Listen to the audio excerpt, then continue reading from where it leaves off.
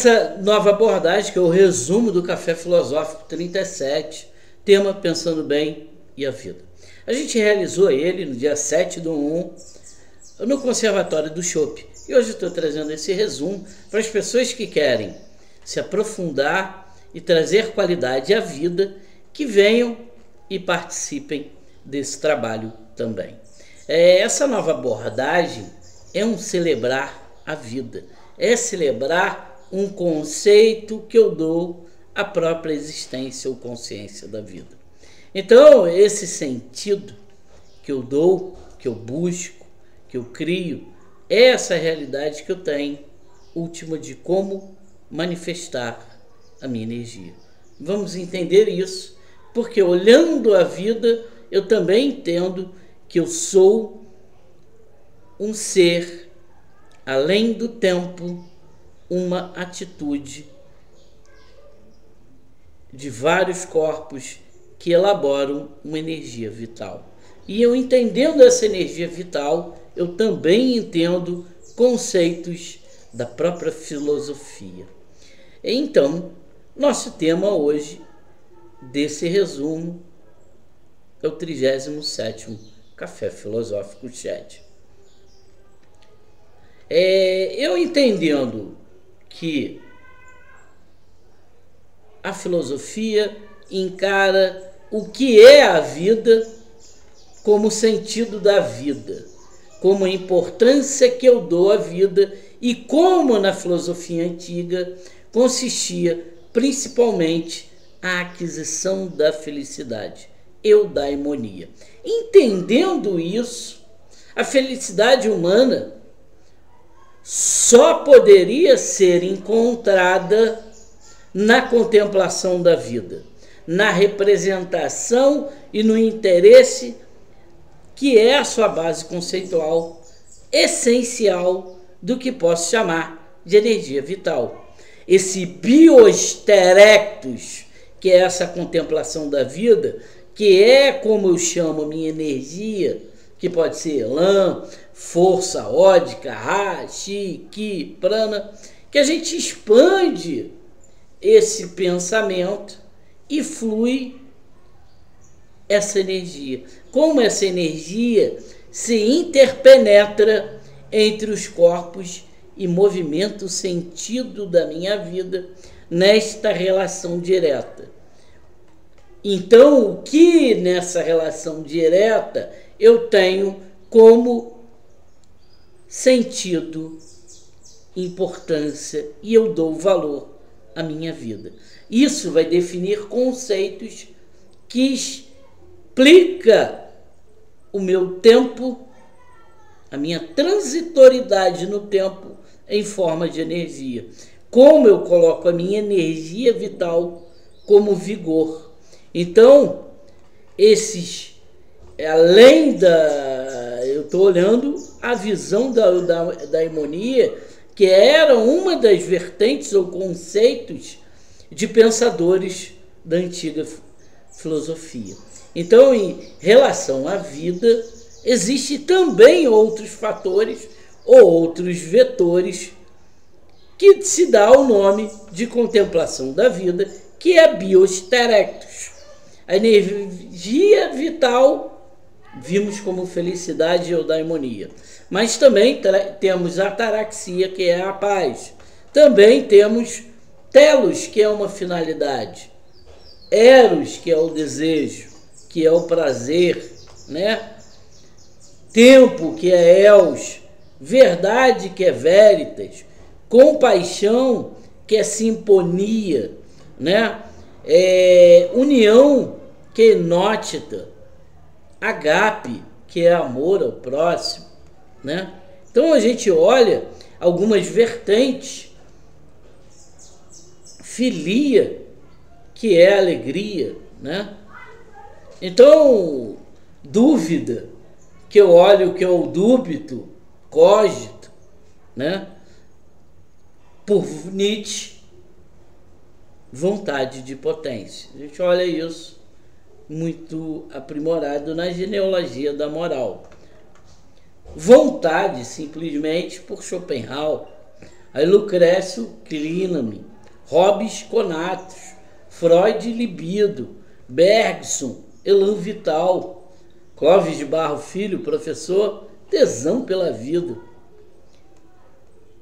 Eu, Alexandre Shedd, uso ED, uma sentença, uma equação, que é a essência divina e Deus interior, essência de consciência e atitude, na minha contemplação da vida como Biosterectus, é através de se manifestar hedonista como prazer, prazer de se viver, prazer pela vida, prazer por estar usufruindo o meu tempo da melhor forma possível, que consiste na repetição constante de prazer definida por Schopenhauer. Então a vida consiste na repetição constante de prazer. Esse axioma indica, então, o que eu penso. Penso, logo existo, numa frase latina, in vino veritas. É uma frase em latim que significa que no vinho está a verdade, utilizada como provérbio para expressar a sensação de liberdade ou de êxtase provocada pelo álcool. A expressão completa dessa expressão latina se refere muito mais à minha intenção terapêutica quanto à própria capacidade de entorpecimento, né? Ela vem com vino veritas in aqua sanitas, o que significa que no vinho está a verdade e na água está a saúde. Por que eu estou falando isso? Porque o nosso café filosófico hoje, nessas novas versões, nesse novo espaço, tem uma pegada baquiana, tem uma pegada que quer celebrar a vida e por isso dou o conceito de vida como prazer. Mas o conceito de vida elaborado é a própria capacidade de eu elaborar a minha energia, o meu vigor, a minha capacidade de atingir o meu foco e determinar a minha contemplação de vida, o Biosterectus. Para mim, a melhor aquisição da vida e em sentido que eu dou a essa capacidade de atingir e manifestar o meu vigor é o prazer. E o seu, qual é? O que você faz com a energia que você tem da vida? O que você faz com essa tua energia vital que lhe caracteriza e te identifica como o eu, o ser ou o indivíduo que manifesta a sua vontade? Então, quero entender isso para a gente continuar elaborando o conceito de viver, que é um estado de potência dessa ação. Do que eu escolho como interim dessa capacidade de atingir a minha energia vital, a minha energia de foco, a minha energia de vigor, de potência. Por isso que hoje a gente olha essa 37ª Café Filosófico na versão nietzschiana. Baco e Nietzsche fizeram parte, então, desse conceito, desse trabalho edificante do ser. Então, o conceito de viver é esse estado de potência da ação, movimento dos valores e de ressignificar ou transvalorar a energia, essa energia vital, de acordo com o seu tempo e funcionalidade. Lembrando bem que, para mim, ainda é o prazer a melhor qualidade da existência de se viver. E viver é um conjunto de metas, objetivos, números, sonhos, direcionamentos, verdades, prejuízos, preconceitos e também desejos. É o que carregamos nossa consciência para a nossa atitude, que vem de um processo de camadas de experiência. Essas camadas de experiências nos faz existir ou vivenciar a realidade da vida de uma forma objetiva ou subjetiva. Quando ela se torna objetiva, ela está no ato da existência da energia que eu direciono e foco. Quando é subjetiva, a ação de viver é um estado de potência da ação. Só o eu, o indivíduo, o ser, pode executar. Então, de acordo com Rousseau, nós nascemos duas vezes. Nascemos na existência e nascemos na vida. A primeira parte quer dizer que nascemos para existir. E a outra significa que procuramos uma razão para viver, diferente de muitos que ainda não encontraram o valor da energia e o sentido da vida, apenas sobrevivem, sem dar importância ao que lhe é mais importante, a vida. Então, todos precisamos encontrar uma razão para viver e manifestar a sua potência, manifestar essa potência de vontade, manifestar o que são os seus valores como esse bios directus, o que define como energia vital, a energia que você gasta na sua responsabilidade das escolhas e do tempo. Então, se a partir da existência como ato de existir vou me deparar com um ser, o sujeito que vivencia essa estrutura, essa experiência, como tempo, também é o que isso reflete na forma como lidamos com a transitoriedade do valor da vida e da morte. Nossa responsabilidade do tempo em relação a como gastamos de nossa energia reflete o ser que somos internamente, como adequamos a nossa realidade e a nossa verdade como ato de viver melhor.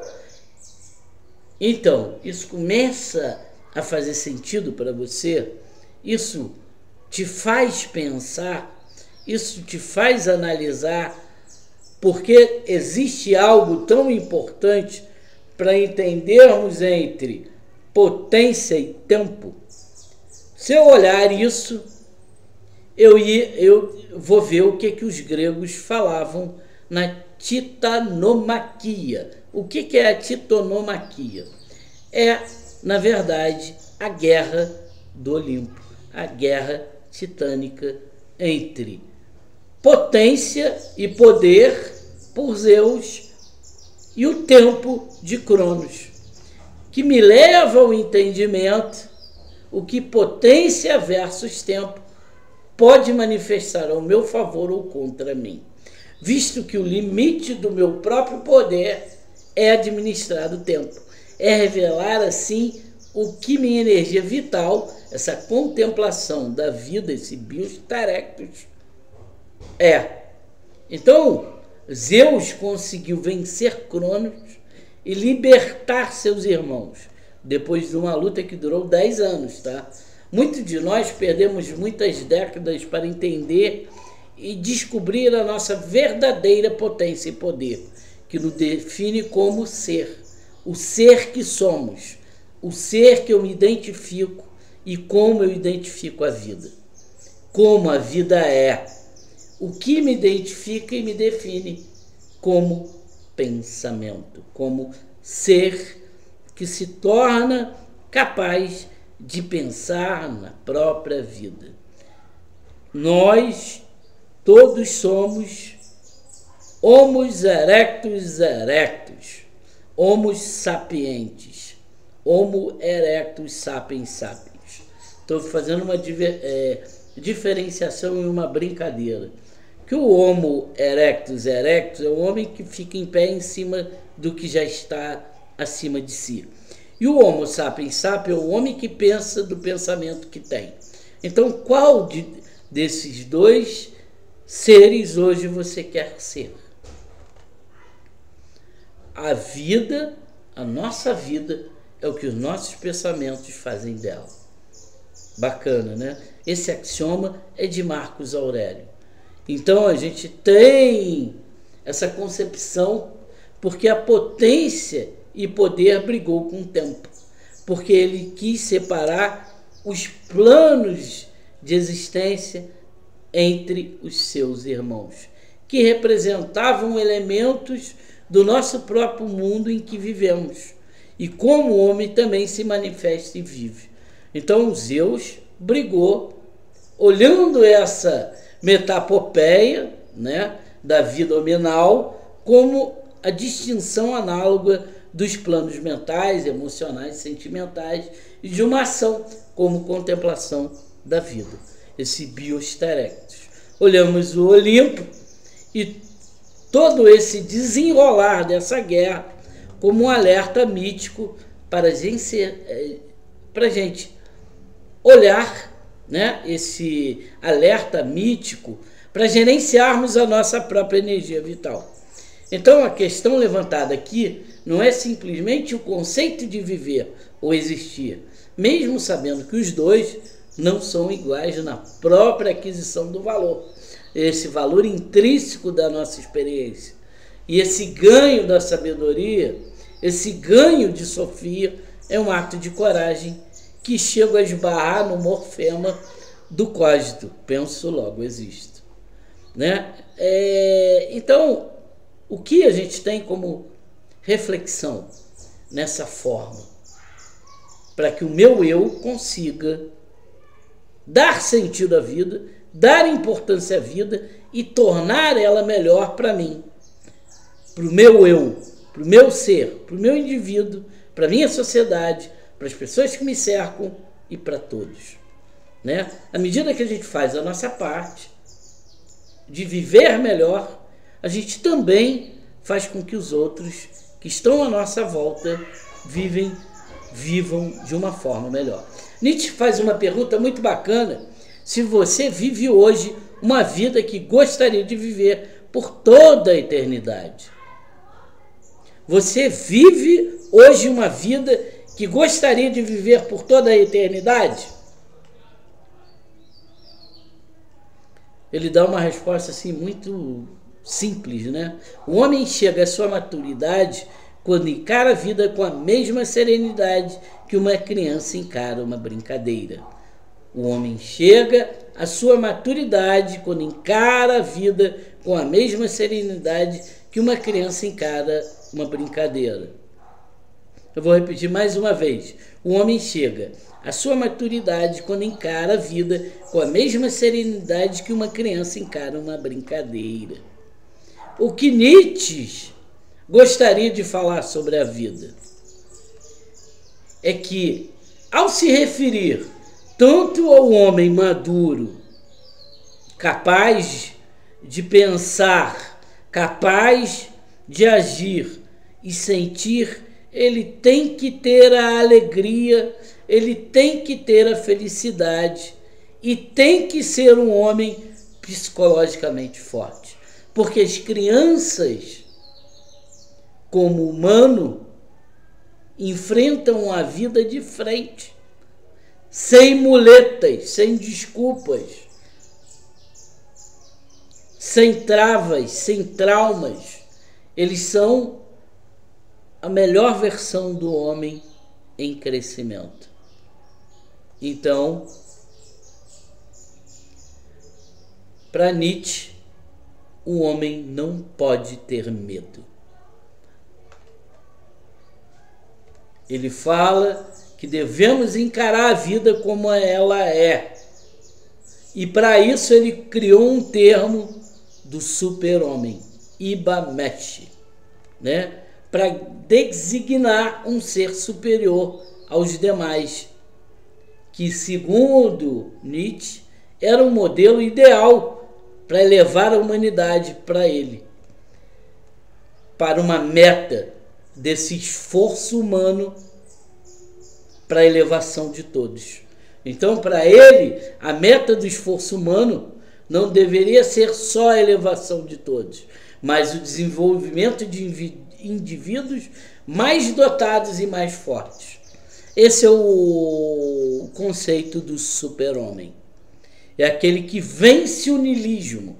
Niilismo, na nossa performance hoje, seria a falta do sentido da vida, a falta que temos de viver e vivenciar a nossa vida por um direcionamento melhor, por um significado que demos ou damos ao nosso valor como realidade, né?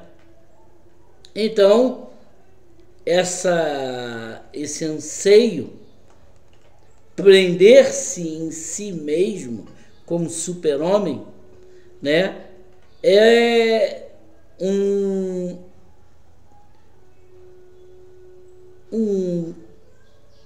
levar o homem a se valorizar, a superar a sua forma hominal, né, e vencer então o nada, o caos, a estrutura pela qual não vemos uma verdade nesse conceito. Então, Nietzsche considera grande no homem é a passagem para esse super-homem. Vai ser o nosso 38º Café Filosófico, o super-homem. Então, para que todos pensem, a vida, antes de tudo, é uma capacidade de acumular forças. Forças que nos tornam, então, um super-homem, aquele que vence o nada, o caos, que supera a forma do homem que não quer viver, aquele que ainda não encontra o sentido no sentido que se dá à vida, aquele que precisa vencer o próprio niilismo da sua própria essência. Então, o homem traz esse sentido, antes de tudo, de sermos pessoas melhores. Então, nesse sentido, eu abomino aqueles que são ou fazem uma vida que não se define por algo ou uma ação subjetiva. Então, a gente tem que olhar e dar valores, sim, à nossa forma de como nos mostramos nessa identidade como ser. Então, por isso, eu fidelizo, né, com aquilo que nos valoriza como essência ou energia do que somos melhor. Então, buscamos então essa identidade e vamos criar essa realidade. Eu quero saber qual seria a realidade da contemplação de vida e qual sentido vocês dão e qual importância vocês dão à sua vida. Então, a felicidade da sua vida depende da qualidade de seus pensamentos. Então, olhando isso, vamos melhor elaborar. O nosso próximo café filosófico, 38º Café Filosófico, seria o super-homem. A importância de um homem forte psicologicamente nesse período pandêmico. Vai ser no dia 11/2, na segunda sexta-feira de fevereiro, às 20 horas, no Conservatório do Chopp, ali na rua Dr. Saerp 26601, antes da Praça da Liberdade, no centro de Petrópolis. Então, teremos convidados e vamos participar. Agradecendo aos meus parceiros, né, ao Conservatório do Chopp, ao Dante, né, que abriu esse espaço, que promoveu esse evento, né, tanto online como presencial, e também as meninas super poderosas do Canal 10, TV Petrópolis, do programa Rede Ação e Nosso Espaço. Estamos juntos, somos um, agradecendo a Valéria, agradecendo a Olívia e todos aqueles que participaram do 37º Café Filosófico, Renan, o Gabriel Pensador, a Maria de Brasília, né? Adriana, ao Vitor, ao Jarbas, professor Jarbas, ao pessoal da Logosofia, a Cecília, a Cineia, né? Que fizeram parte, os seus esposos, o Francisco, que é trovador, ao professor da UERJ que estava lá, quase não falou nada, ficou só de olho. Então foi muito bacana, muito